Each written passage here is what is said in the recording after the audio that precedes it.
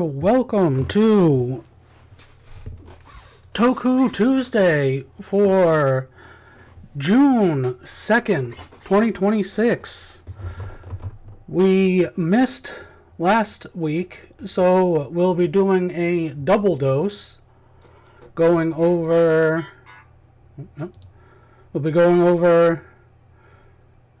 Saturday 23rd and last the 30th. So strap in, we got a little bit to go.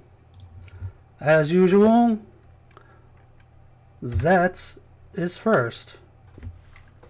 And the 23rd was the 36th episode of Zeztz, which started off with everyone being altered with code Somnia. And of course, Kureha sadly died because 3 was feeling extra freaky because she was apparently spilling secrets from Code.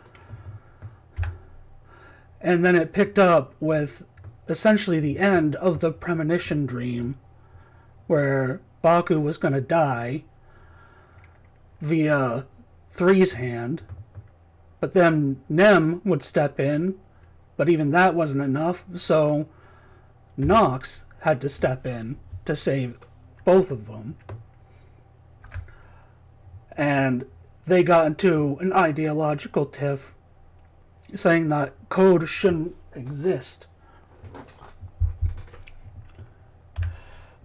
And since Baku managed to get away, he offers Nox a quick way out. While he's fighting, as you can see with the upside down axe, he's fighting 5. And the mission, as they sadly reflect on a dead Kureha, is to control the dream, as they say, at least for probably the bad guys. And more with the puns, they've taken possession of our dreams, expose the darkness of Somnia. So, what is Somnia? Does Nox know? It's a system that connects everyone's dreams and regulates them. Oh, that is just lovely. So by doing that, they can change people's memories and even perceptions. And it's essentially a brainwashing mechanism. And it doesn't work on certain people because they've either mastered dream learning or they were created by nightmares or they're secretly nightmares themselves.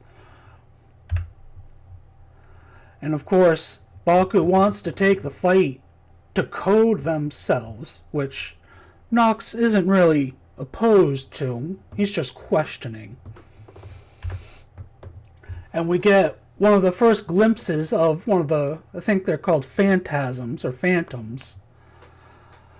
And this one's the lady's, and that's where she apparently gets a lot of her powers.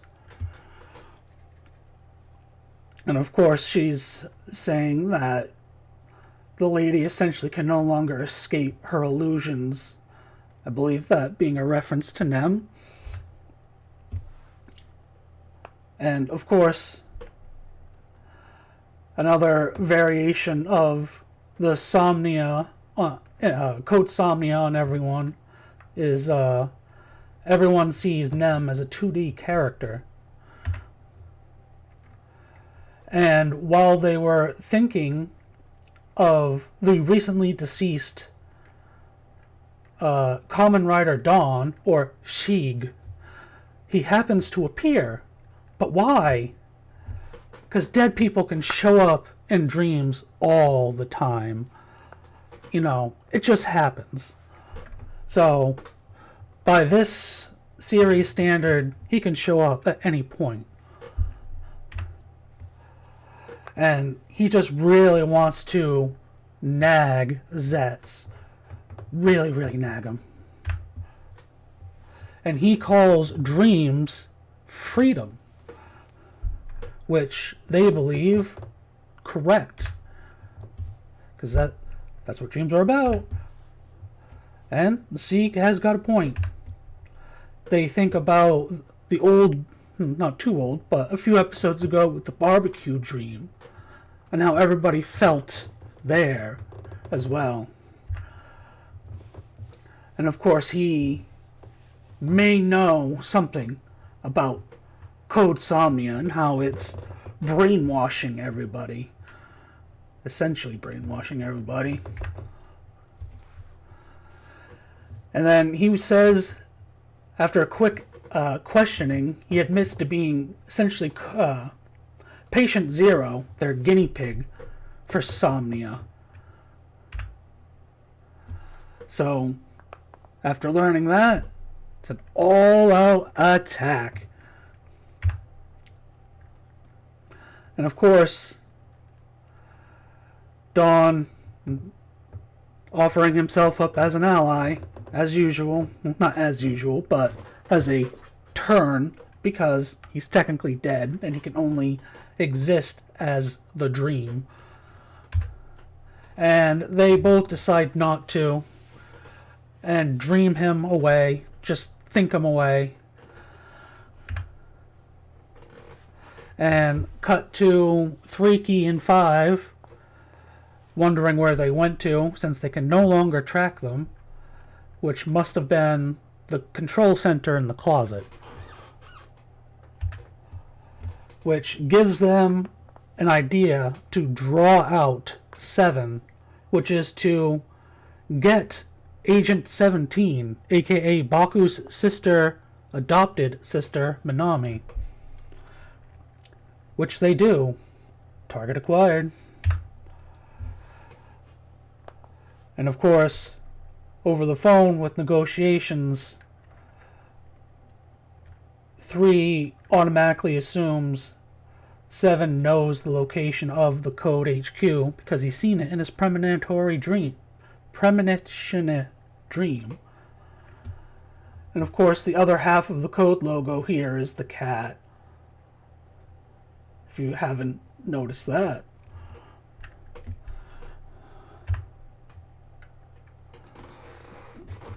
Oh, this was a flashback to Zero saying that they will go after you and the people closest to you because you are Zeztz and you are technically the power. You are the most powerful they got right now. And when Minami is thrown into the same jail cell as Zero, she actually calls him Commander Zero. That's how far back she's been thrown with her identity. She only remembers him as a commander.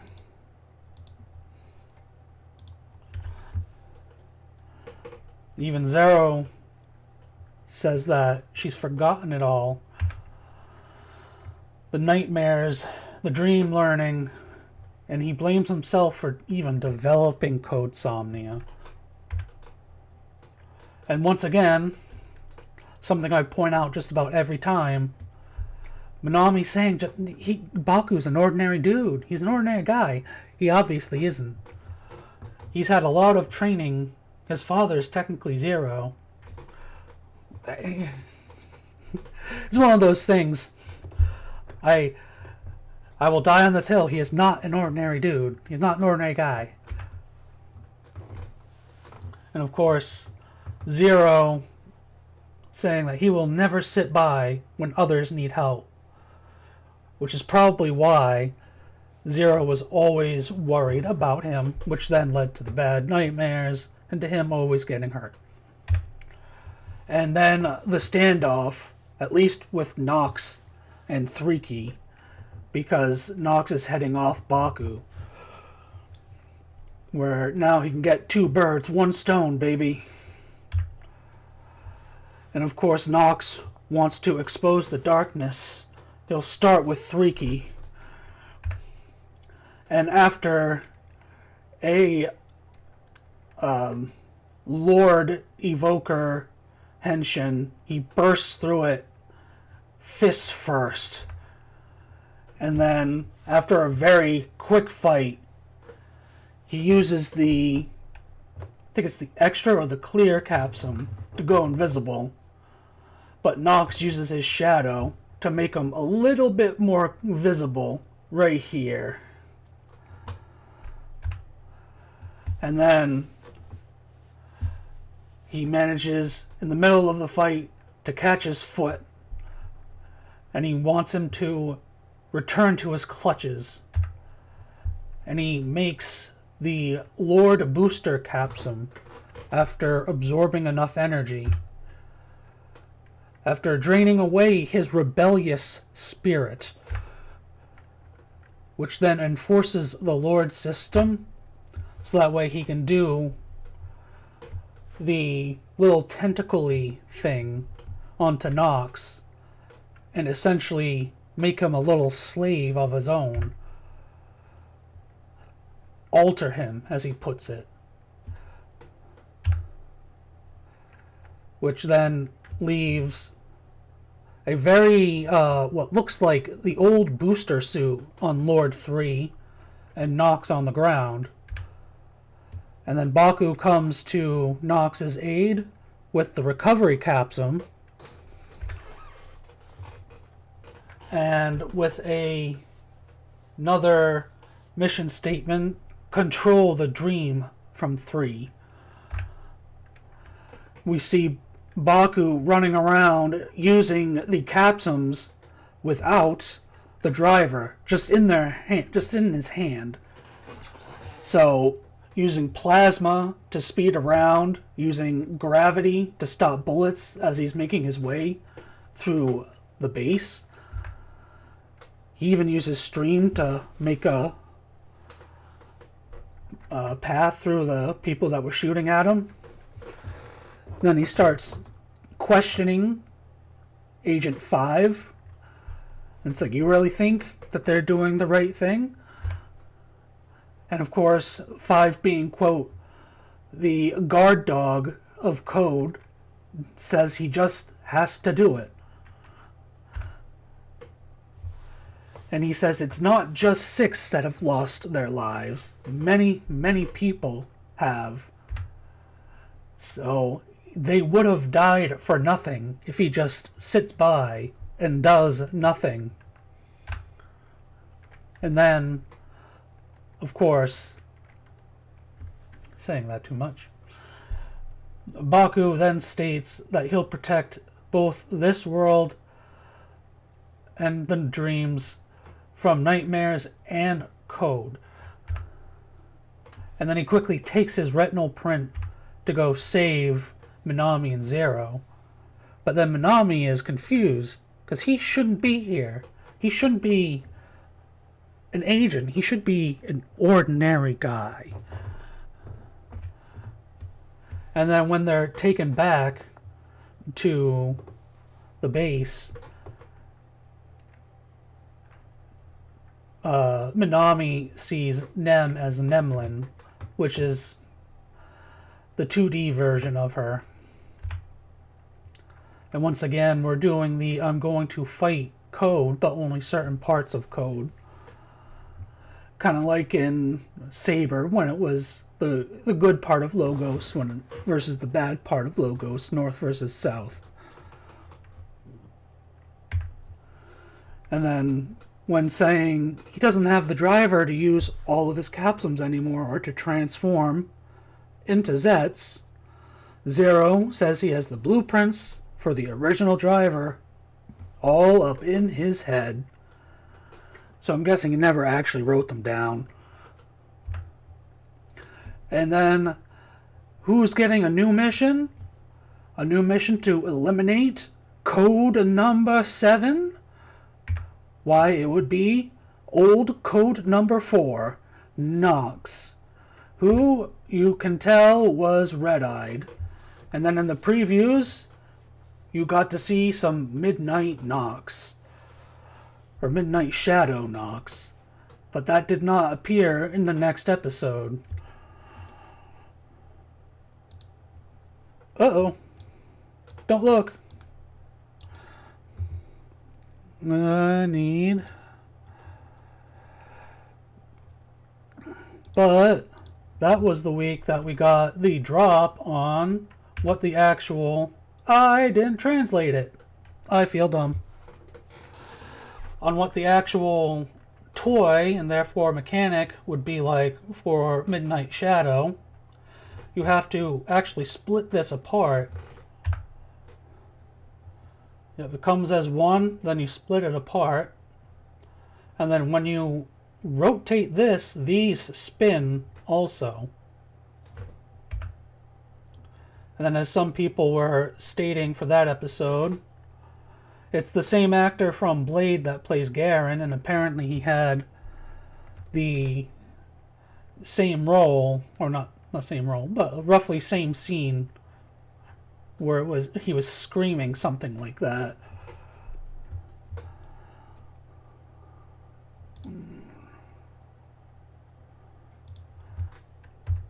And some shots of Midnight Shadow actually spinning, then a better shot of the actual belt in its entirety.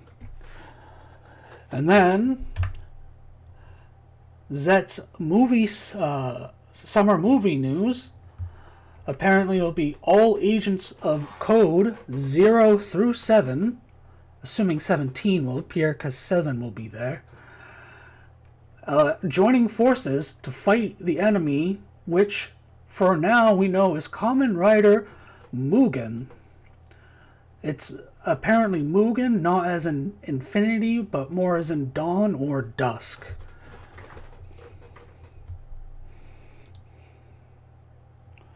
And with that, we move on to Gavan.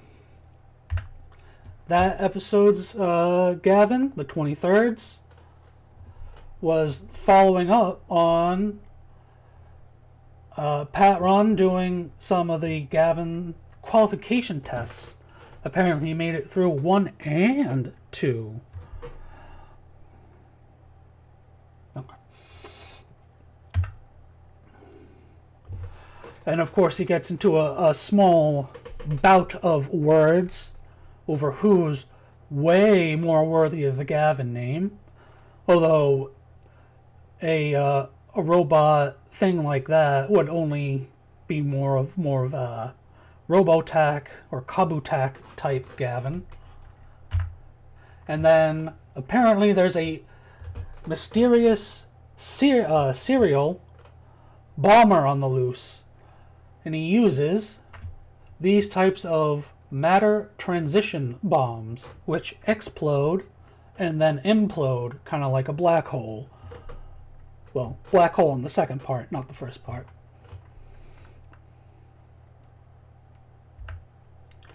And then, apparently, Pat Run has a mother, and that is his mother. Which, okay. Okay. Forensics has identified it as a matter transition bomb. He has signed the alias as the Hell Bomber. And of course, this would be a great opportunity for Pat Ron to make his name as a Gavan. So he goes and investigates, and who knows, maybe forensics missed something. And he does find a little bit of something. What is it? Who knows? He is a robot. He should know what it is, though. And of course, a little bit of more gloating from Pat Ron that his scores were always at the top. And of course, asking what a new bomb has been called in. So, what time did the bomb threat say? I believe they said it was supposed to be for 3 p.m. So, they have about an hour of less than an hour of a ticking clock. and he has apparently gripes against all the major companies. This current one is the Jupiter Mars Company. And once again, Patron will just kind of wander around and in search for clues, just like he always does. And he'll catch up in a bit. He swears. And actual Gavan Infinity and his his underling, go in and they decide to sweep the underground parking. And of course we go back to Patron because he has a gut feeling. He might know what that is, which is why he's kind of putting around and not doing exactly what needs to be done. But he doesn't know who to exactly turn to. And then Augie, forensics mode, pops in. Who better for a robot to turn to other than an AI? Which, after a very quick scan, she tells him that it's a fragment of a standard radio receiver, which he surmises it actually puts the bombs not as time bombs, but as distance bombs, which is a whole new clue, a whole new type of what they're looking for. And so the range of them is about 300 meters. So when Infinity is looking just the parking garage, he of course spots that it's pretty tight on security, which means it's got to be pretty much in one space. And this is Patron's decision. He must decide if he'll cooperate with Gavan Infinity or if he goes after just the bomber because he wants the arrest. And then he tells Doki Reiji that he's using a radio signal to get detonations remotely instead of timed detonations. And then with that, everybody else believes that their time is running short on the bomb, so they move to evacuate everyone at once. And then, of course, a lot of people start crowding around the building. So Patron looks for someone within 300 meters, someone or somewhere that would be advantageous. But someone seems to be making a delivery. And they say that they're making it to the Jupiter Mars Corporation. And they should know that the Jupiter Mars Corporation has been evacuated for at least an hour and a half to 2 hours, so he's going to have to do a quick inspection of his bag, which he then takes off. Which they both give chase. But of course, Patron, being the big, stubby robot that he is too winded, so Infinity takes to the chase. And he states that his fitness scores always placed him at the top. And this person that they were going for has this weird double-barreled gun and diamonds on his face. Diamonds are jewels, which he whips out. And of course, they bring up a third score, the baton scores, which apparently the police batons, scores, he was always on top, Pat Run, which he'll prove by deflecting the gunshots or the laser beam shots with his police baton multiple times, all the way to get to the suspect, so that way they can get the remote detonator. And the other two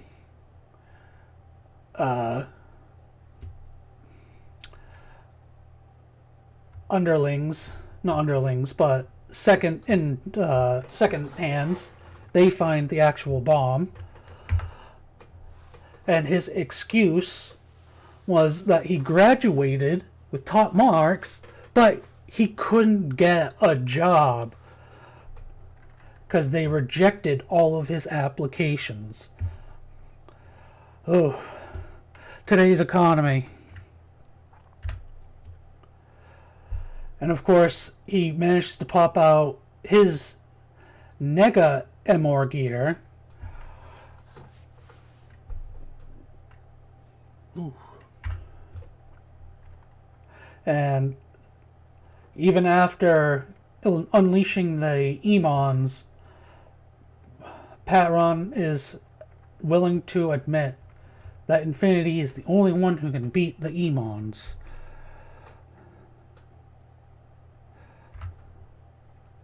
Which the Emons absorbs the remote detonator and the bomb, so they have to be careful among about how they go about actually hurting and attacking the Emons. So he decides to use a little Emorgi called Warrior with an O instead of how it's normally spelt. You use that to disarm it, but it becomes damaged somehow, and now the Emor gear can't move on its own like they normally do. The poor little Emor gear. What happened? What happened? And this Emons is actually pretty powerful. It's to the point where it's actually crushing and doing damage to his combat suit, to the Gavan combat suit.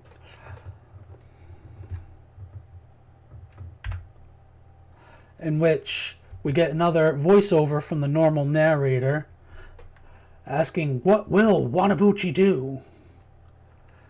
So he risks his life so that way Infinity's right-hand man can go for the Emor gear while he's tackling the actual Emons.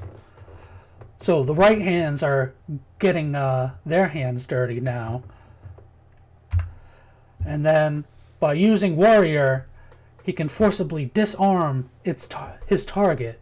So by using the emotional burst from Warrior, the actual detonator and bomb come out, and he just becomes the normal Emons.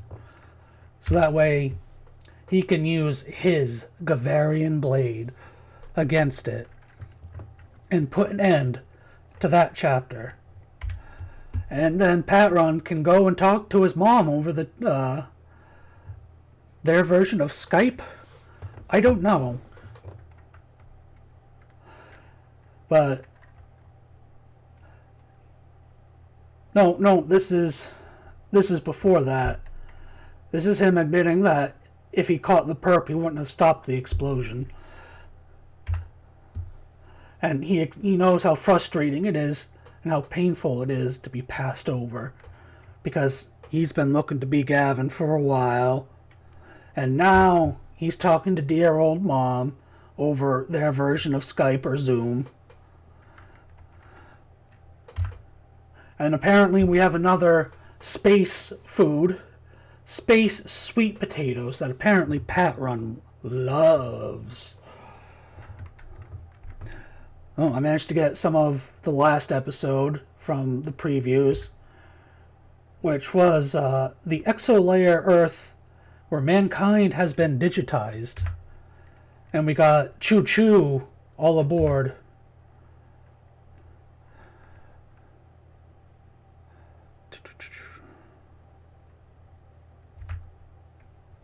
And then for the Gavan Zeztz movie, apparently people have caught onto this. There's going to be a Gavan killer for the movie, which incredibly looks like the hunter killer from the original Gavan. Because you got the band, you got the eye, you got the things going across the chin and the chin strap there. You even got some plating on the shoulders. Didn't really get the actual blown up pictures, but he does actually look like the hunter killer from the original Gavan.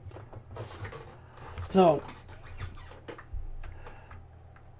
with that, I lumped... Oh, no. Yo. Okay. This is all weird. We have our current Death Gavan, who has appeared in Kamen Rider twice and Garo once. A very flexible actor. Oh, yep, I still have a good picture of him. And of course, after Gavan, they make essentially an MR gear-headed Gavan, and his name will be Space Railway Sheriff Gavan Diagram, voiced by Junya Inoki.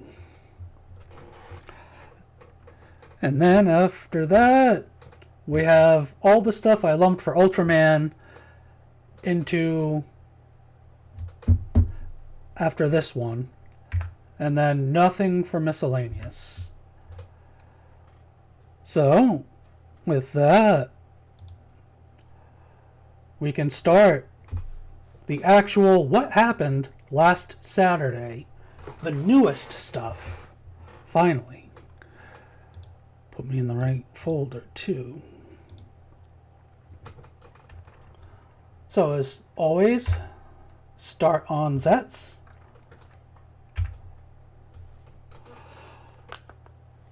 And once again, as I said,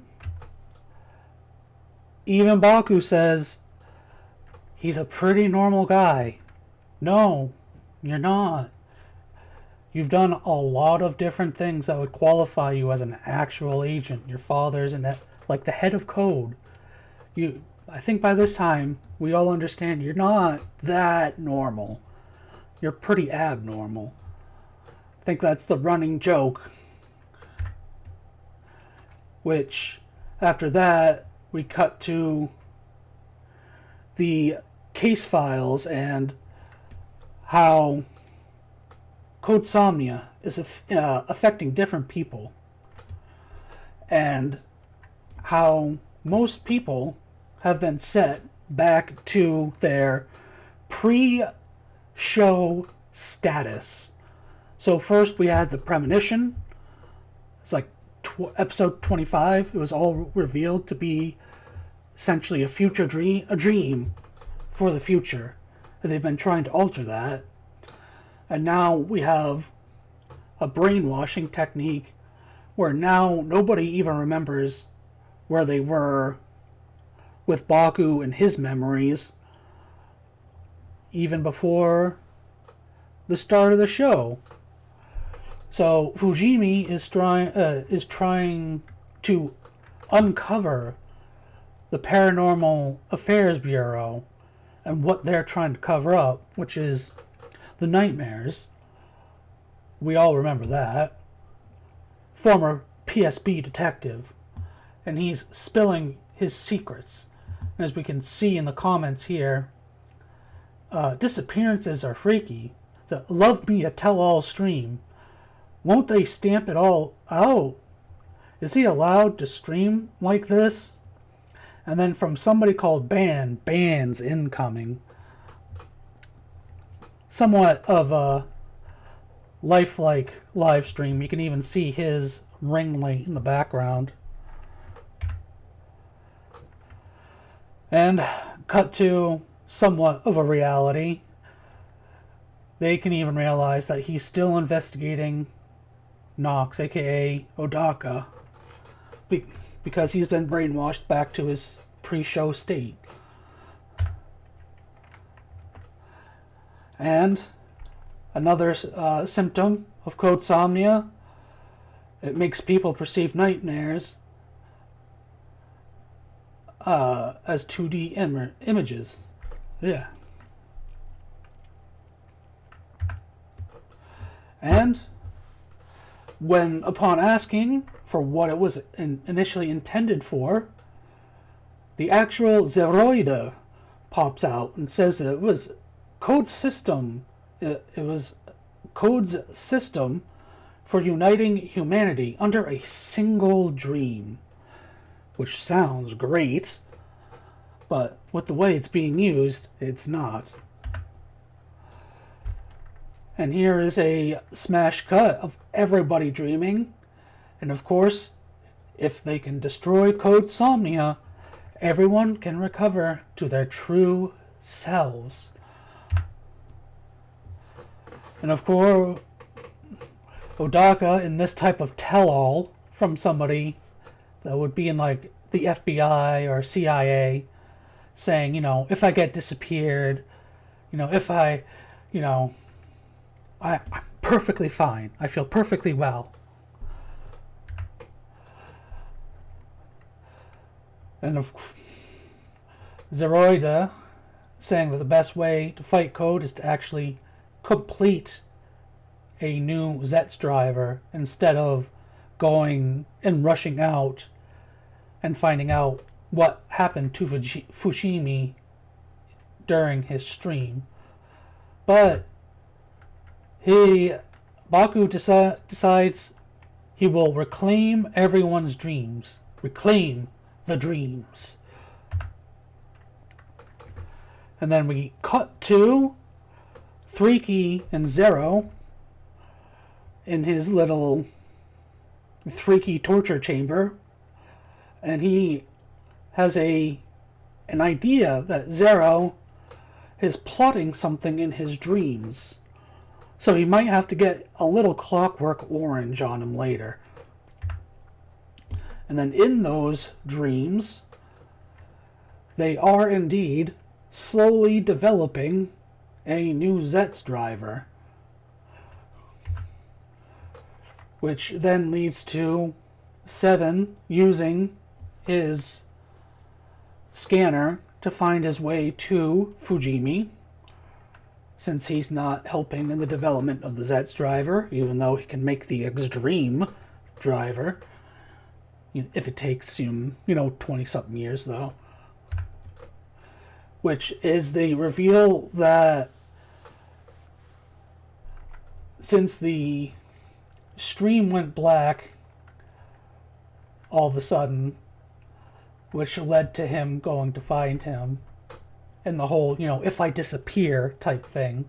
It's like, oh, I gotta find out why the stream suddenly went back. It was Nausicaa. Nausicaa busted in real fast. And of course, she doesn't remember who he is. Neither does he. Fujimi remembers him as the person that gave him that bottle of more than likely Kewpie mayo in his dreams. And Nausicaa remembers Baku as that one person that called him, but has no memory of who the actual person is. And once again, you can tell that it's flashback because this is in blue. It was Nausicaa coming in and stopping the stream, because you can't be spreading baseless misinformation online. You can't do that. Don't you know? It's current year. You can't spread misinformation. But it turns out Fujimi is right about everything. Because, once again, he's been brainwashed to his pre-show state, essentially. Or, like, episode 1 or 2 state. Where they barely know Baku or anything. Because this is now episode 37. And with that, everything around them ripples around like in Inception, and now they're in a new place, being approached by Nox, or, as Fujimi would know him, Odaka, which Baku quickly uses the impact while Nox actually henshins so that way they can get away. And they get into a brawl while, once again, Zero and the girls are making the Zeztz driver. And he is going to activate it with, quote, the dimensional power generator. Which just reminds me that the Extreme driver could, quote, draw on the power of the Big Bang. It was something like that. Something crazy like that. And of course, did Zero truly know what could happen with Code Somnia? And it was supposed to be used to protect the world from the nightmares at first. You know, classic big thing, kind of like in Marvel. I want to build a shield to protect the world, and then it gets flipped on you, Ultron style. And then Nem, with a shot in the dark, based it off of Sieg's powers, correct? How did you know that? How could you have known that? Oh, well, he told us that. He just flat out told us that. And then, speak of the devil, and he appears. Oh, God. It happens all the time. Just like I said earlier, he's not truly gone. Because, like you said, dead people can appear in dreams all the time. So he'll probably be floating around. But as Minami is suffering under Code Somnia, she perceives him as another 2D character. So that kind of puts the sting in it a little bit. Because no power in a 2D character, is there? And of course he has to ask, is this what the future he was guinea pigged on amounts to? You didn't get to use Code Somnia the way you wanted to. It got stolen from you, and now everyone's brainwashed. Like, that's not good, man. But no, he believes that they can keep fighting and get Code Somnia back and possibly even destroy it, as long as Baku is trying to collect and get back everybody's dreams. And he is currently fighting. And with an interception with Fujimi, who wants to know what's going on, with Odaka. Like, seriously, dude, tell me. He just wants to know. Please! And then cut back to Sieg taunting the ladies in Zero. And so, there's no way to stop their nightmares. So, oh, no, we can with Project Zeztz and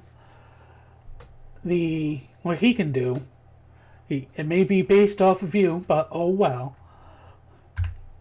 But then at the last minute, at 68% of uploading, the final processes, an error occurs.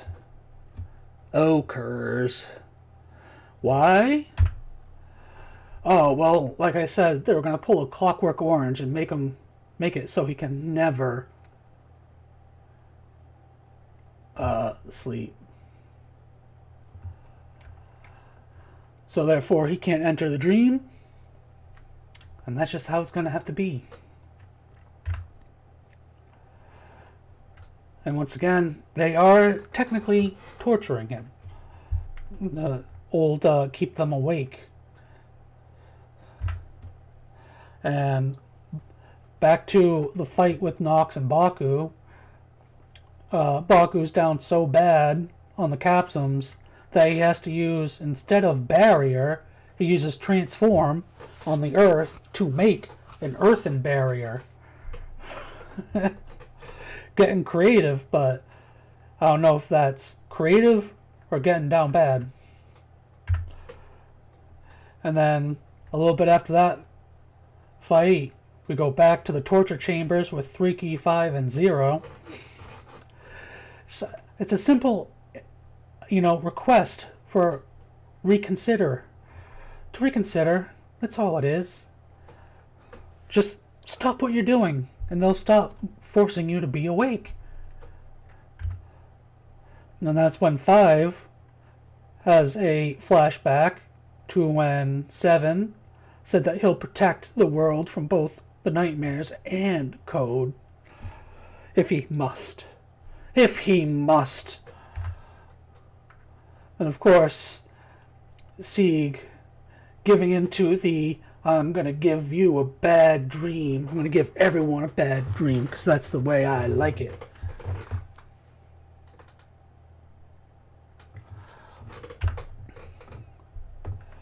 And then that's when, after the whole bad dream act, that's when Sieg actually attacks the Zeroide in the dream, knocking him back.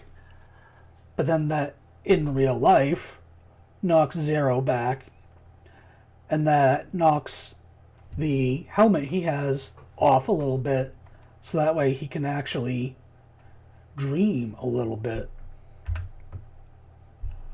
So that way now 5 has to go and find out what's going on inside the one big dream that's going on.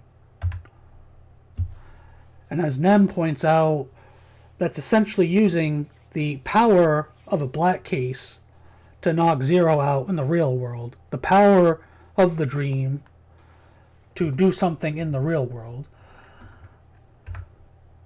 And then after that, manages to finish the Zeztz driver. Next mission, actually deliver the driver to 7. Which Sieg actually offers up. He would like a turn at the plate, apparently. Just so casually. And Zero, in his bike form, takes off on his own, and everybody stops dreaming of him. And he just disappears. And then back to the Nox and Baku fight. Fujimi steps in, once again tackling, and then even Nausicaa comes in, getting her gun out, almost looking like she's going in for the arrest on a strange person. And Fujimi saying that what Odaka is doing is not right. And of course, one of the funnier shots is just Zero, the bike, holding the Zeztz driver on the handlebar, even though even when he's transformed, I believe the handlebars pop out from his chest. And then Nox, no, not Nox, Zero has an encounter with 5 while he is infiltrating the big dream, and is intercepted and catches him. And he asks him, of course, what is his mission other than getting the Zeztz driver to Zeztz? And then Zero says nothing has changed since Zero took him in after a nightmare killed Five's father. Lore drop. He's still against the nightmares and everything they stand against. So please, let him through, Five. But he can't because he is Code's guard dog.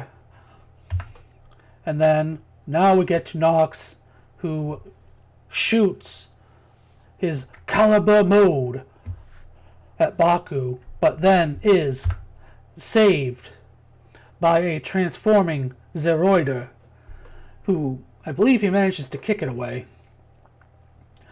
And he has the Zeztz driver, and of course he gives it to Baku. Then of course he transforms and fights a little bit. And then we get the twist. Use this. What is it? Oh, it's Five's shock. He's Code's guard dog, and he'll follow Code, the correct code. Not Threaky. He'll follow Zero. So he'll hand over his shock capsule so that way Zeztz can use it if he has to. And with a big fatal shock from Zeztz to Nox, he dehensions. And of course, which brings him back from the brainwashing that Threaky did and all of that. And with the power of friendship, it looks like we finally get the Nox Baku team up. It's not 6-7, it's 4-7. And then some of the extras I just learned today, so bear with me. Today is June 2nd, which means it is Baku's actor's birthday, Ryotaro Imai's birthday. The horrible translation is Twitter, don't mind that. But as it says, Mr. Imai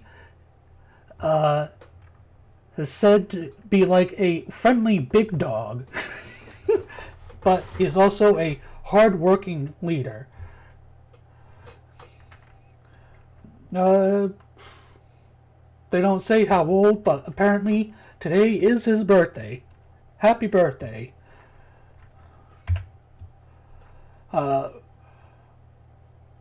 Production on Zeztz began January 2025. Kamen Rider Myth, or Myth, will have filmed more than half the series episodes by the time Zeztz ends.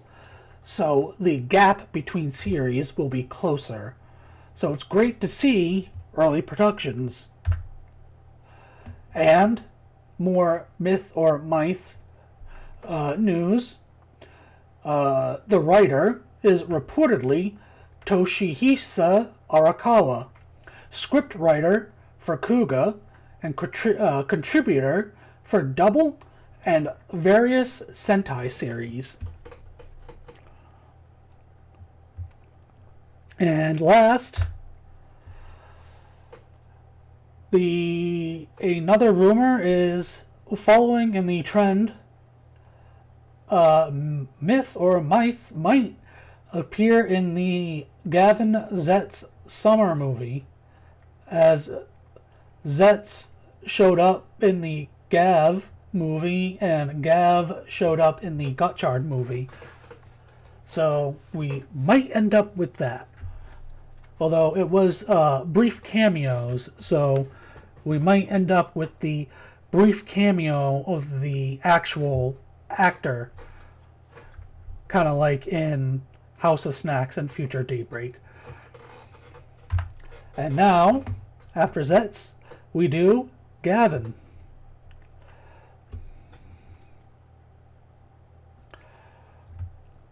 And they immediately start off this episode with Infinity fighting an Emons. Funnily enough, it says not so fast, but we're getting into it fast. And to deal with this Emons, he decides to reach down to his belt for his big ring and reach up at... Oh, wait, no, that's Kamen Rider Wizard. I'm watching him right now, my bad. He decides to go for his agitator Gear, an emotional burst, his left hand, which will then do that, which is essentially the same thing as the big ring from Kamen Rider Wizard. That's weird. I wonder where I got that idea initially. And apparently all of that first Emons was because the neighbor's house was nicer than his.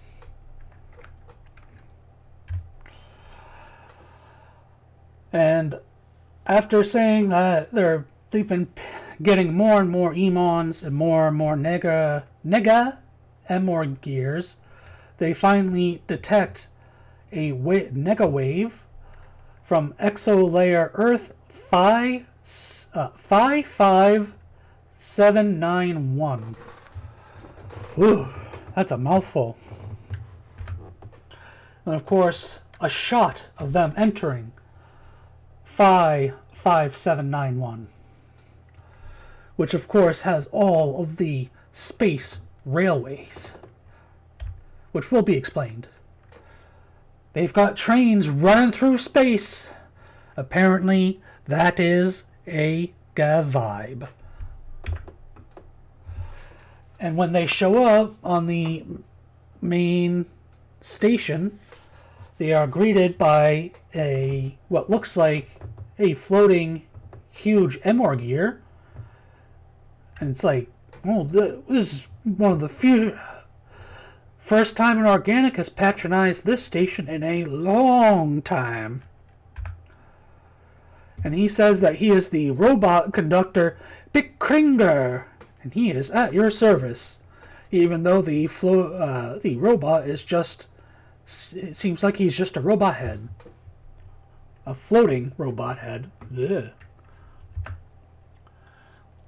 And of course, when he reveals that he is from a different universe, Bickkringer is amazed.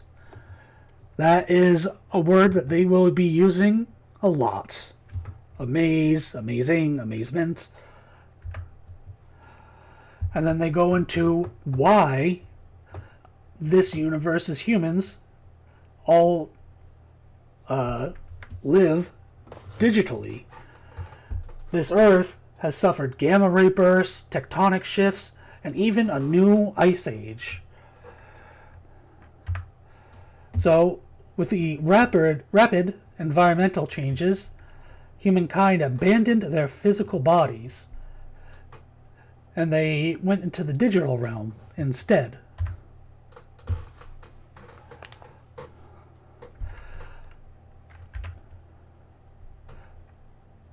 And of course, Date with a good response. If they're data, can't you just beam them through a network to see different things instead of having to do a railway across the different stars? Because that's what the railways are for, to see the spot on Jupiter or the rings of Saturn. Or there was a spot on Mars they went through. And it's like, why can't you just beam them there? And he says it's for the amazement, which, of course, only Augie understands, because she is an AI. And Bickkringer explains that they value the sense of wonder, the sense of feeling being alive, above all else.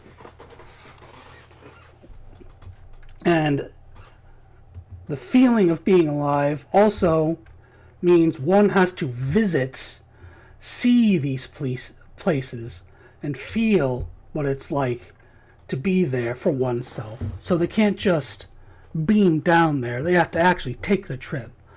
Be there, even if it's in digital form. And Aggie calls it the Space Train of Wonders.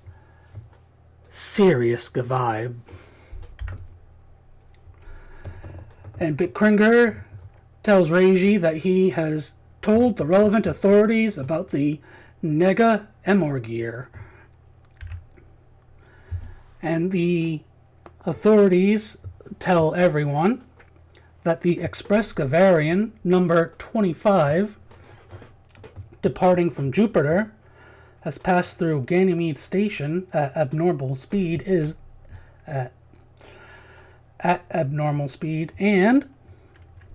is not hailing to any frequencies, so they might have that runaway space train. And number 25 is carrying approximately 3 million passengers. That's a lot for a train.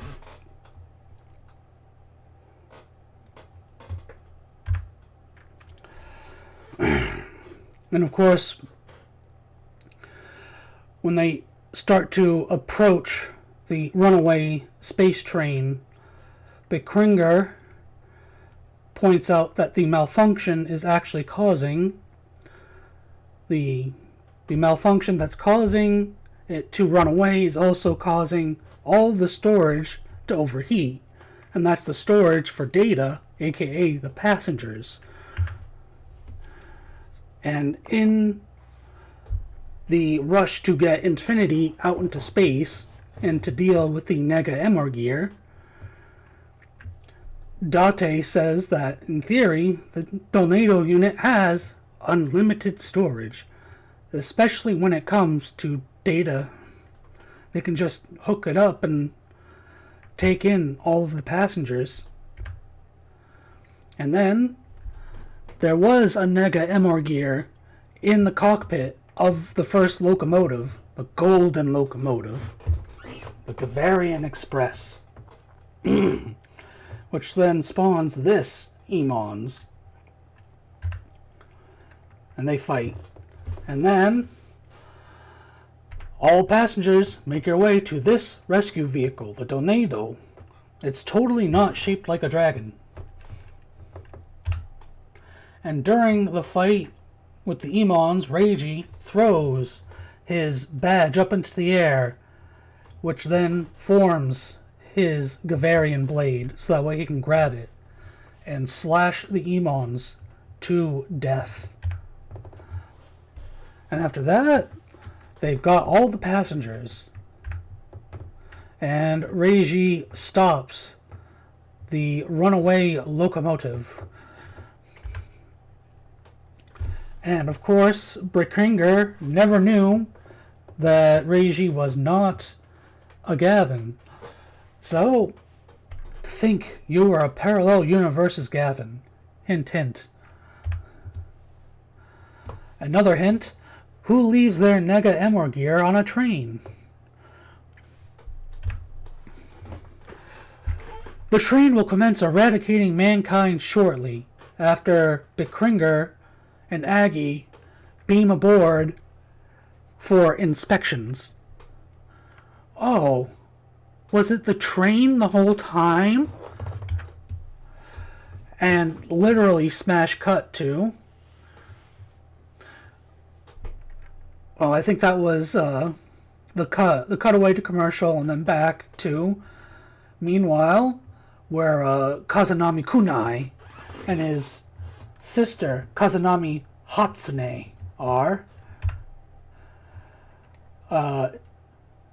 Hatsune is examining Reiji's blood, hoping to understand his ability to jump dimensions. So that might be the Maku Kalia that was talked about by Death Gavan in one of the previous episodes.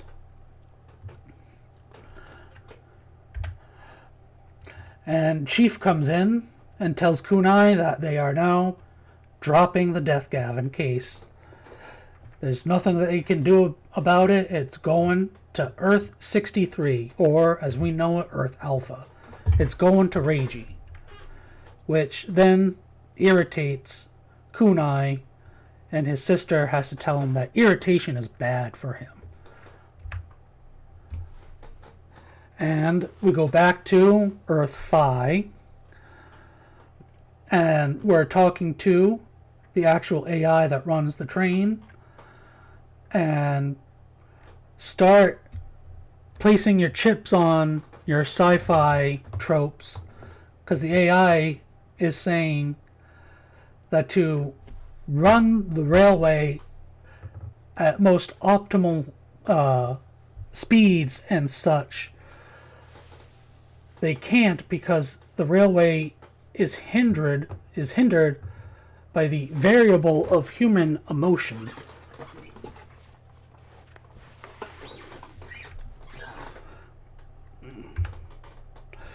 And that they've proven this hypothesis through their use of the Nega Emor gear.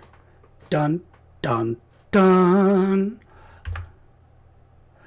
And their final stop is the main data server. So that way they can just blow up all the humans. Why even bother with them?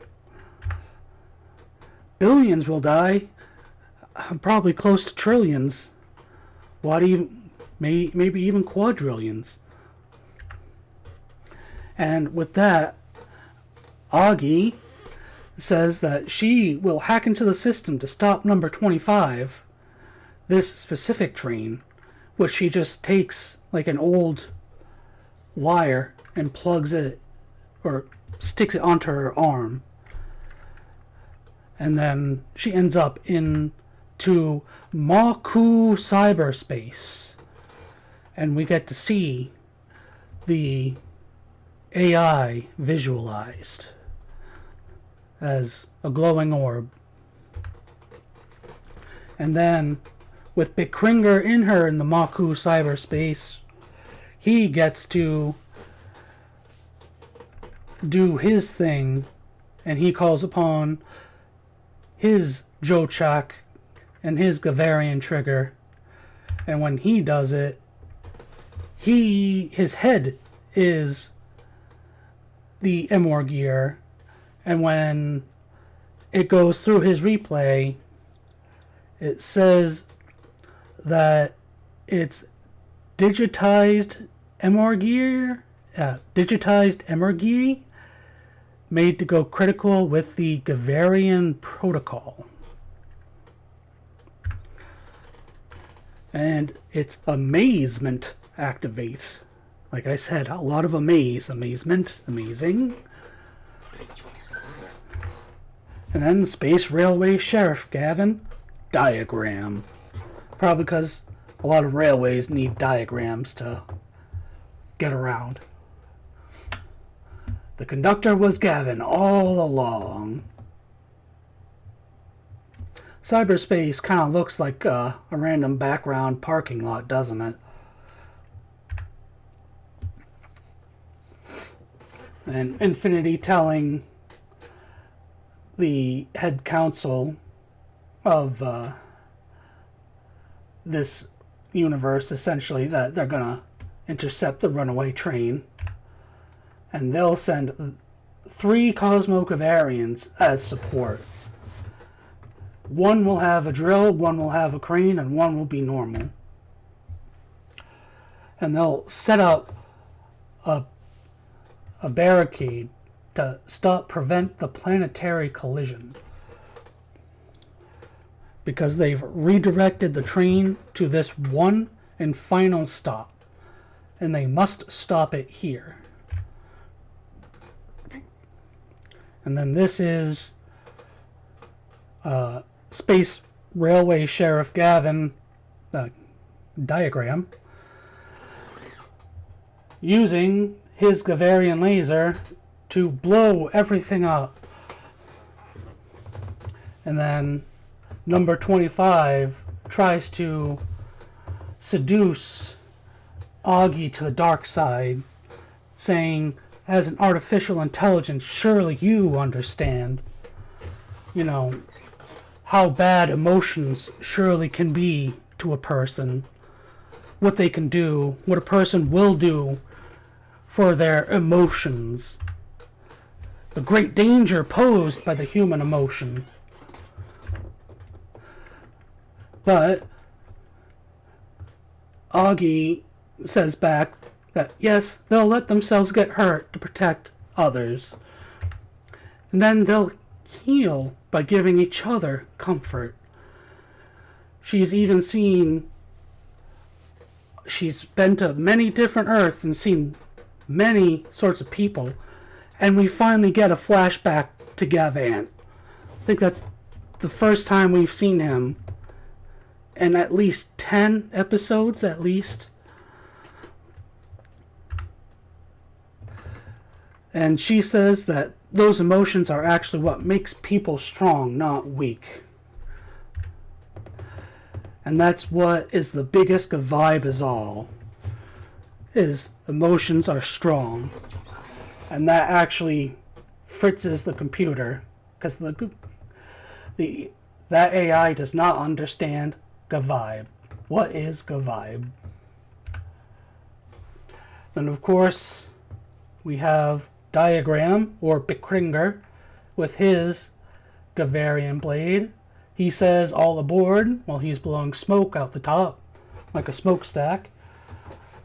And then he will spawn a little railway, and he'll start slashing all along the railway, up and back down.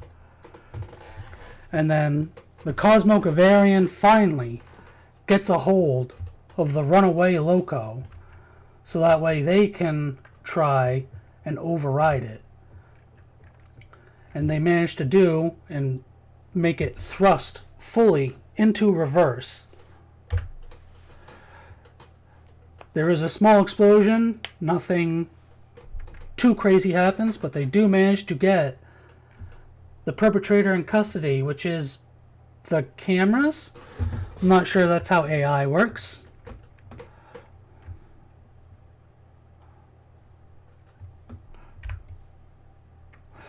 And of course, they really wish they could take such advanced technology home and study it, especially now that it's more than likely going to be decommissioned because it went bad.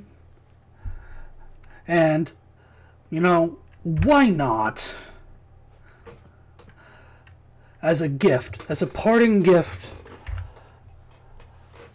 for eternal gratitude, Miss Augie, for helping to hack against the runaway Loco and all sorts of stuff. Just take it. Just take it. It's not like it's a huge mech part or something like that. And then I believe it was credits, and then this. If we use this train, we might be able to reach the Galactic Center, which we know both Death Gavan and Gavan Infinity have some sort of tie to the Galactic Center, and there might be a being in the Galactic Center called Azathoth, which is slightly Lovecraftian, and a local specialty from that digitized universe, Planetary Dongo, which the question is then brought up, how are Doki and Date supposed to eat it? And Augie says she'll just have to digitize them. Which then, of course, invokes a lot of panic and worry in the both of them because they've never been truly digitized. Augie is the one that does the digitizing and the laser conversion. And then, of course, next up, we have the third appearance of the Phantom Thief, Fade. Will he actually finally be apprehended? Because, A huge asteroid is heading towards Luminous's Earth. That doesn't really look like an asteroid. It looks like a big box with crystals on it. And then, what I was hinting towards, Iota's crisis calls for the advent of the ultimate guardian deity. And if you can't tell, that's the Gavarian Express combined with the Cosmo Gavarian. Giving it an extra big hand. And now we get all the Ultraman news. There's been a hefty ton of Ultraman news, so we'll start with the main poster for Teo.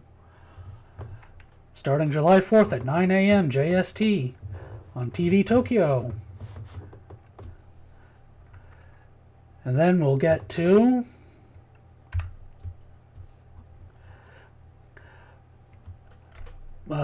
some more characters. Kyoko Shiga, played by Rila Fukushima, an investigator from the international organization UTTF, the Unidentified Threat Task Force. Calm and determined, she searches for the truth behind the giant kaiju appearing in Japan. She might look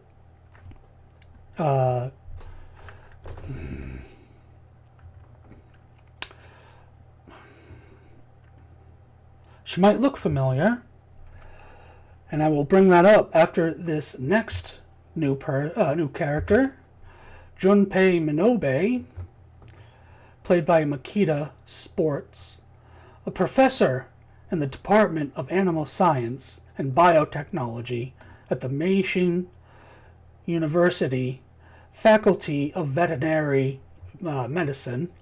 Eccentric and endlessly curious, he treats kaiju as living creatures rather than monsters. So, Rila Fukushima is actually a slight Hollywood actress. She was in Wolverine as Yukio. She was in one of the parts of the Arrowverse. She was in Game of Thrones, the Gonin Saga, Terraformars, and Ghost in the Shell. And if you can't remember, that's her role as Yukio from The Wolverine. When he goes to Japan, she's the fortune teller, the one that can only see a person's future, but it's their death. And then her role in the Arrow or Arrowverse was as Katana. She didn't get to play it in the Suicide Squad movie, the first one, but she got it as Katana. But we do have some sort of defense team, the UTTF. And it does seem that Pucci will become really, really big. And some people thought he was supposed to be like pet-sized, but it turns out he's, pet-sized like a doll. It turns out he's like mascot-sized, like a human.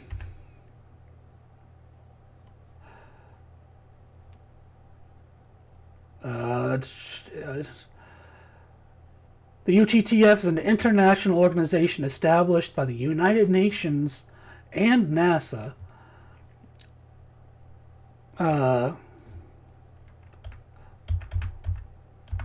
Believe it's Kyoko Shiga, her. She is dispatched to Japan to investigate the giant kaiju that have appeared there. She occasionally works alongside Professor Minobe of Meishin University to utilize his kaiju research she eventually approaches the students of the university's veterinary department, who gather at the astronomy club, noticing their connection to the kaiju. So, a little bit of a scoop. And then we have 3 things about the lawsuit, if you know about it. It's been happening at least since 2014. Subaraya Productions just is a while ago, but they announced they finally won their battle in the Japanese court regarding the infamous 1976 document that gave Chayo, now UMC, the rights to the 6 Ultraman brothers. Seems like they ruled that the document was a forgery. The battle is not yet... that battle is won, but the war is not over. Which brings us to this timeline. Just from 2018 to 2026, we have 2018 notice of winning judgment in the U.S. lawsuit regarding Ultraman rights. 2019, January 17th, 2019, I should say. Notice on unauthorized use of Ultraman character in Chinese film. Then that December in 2019, notice of winning appeal court judgment in the U.S. lawsuit regarding Ultraman. Then 2020, so just 3 months later in 2020, notice of winning final court judgment in U.S. lawsuit regarding Ultraman rights. And then finally, movement on this, and 6 years later, Subaraya Productions wins lawsuit confirming non-existent overseas UMC Chinese rights. And once again, it's not a battle that can be won in one singular court or even a singular ruling. We have to slowly dismantle Chayo, now UMC's, legacy, one battle at a time. Then we're going to go on to Teo. We actually have some stuff on Teo, Ultraman Teo. They did a trailer for him, and since he is colored theme, no armors or anything, he showed off some of his different color powers. It seems yellow is the normal kind of spacium beam, it looks like. And then this teal is kind of a bullet attack. He goes like that, and he can shoot more than one dart at a time. Then we got a purple buzzsaw that he can throw. And then silver for right now seems to be a shield, a silver shield. That's all the colors we know right now. And then it seems like this is Poochie, the donut monster's kaiju form. That's what it seems to be hinting at. They kind of have the slight same form factor, kind of the same 3-fingered, padded hands. Maybe that's Poochie's secret this entire time. And then, last, we have miscellaneous news. And the one bit of miscellaneous news is, starting yesterday, Beat Runner Season 1 is now streaming on YouTube. And every Monday, they will be adding an episode. So for anyone that actually wanted to watch Beat Runners, but there was nobody doing fan subs or subtitles, well, we have an actual schedule for Beat Runners. And apparently there will also be voice actor and suit actor discussions alongside that every Wednesday, and making of series every Friday. I have seen the first episode. It reminds me kind of the Silmarillion and how important songs are and music is and sound. It's short. It's a 10-minute watch, but a lot of it is still fighting. Just fighting, and a lot of it is interesting choreography. I would recommend it. Highly recommend it.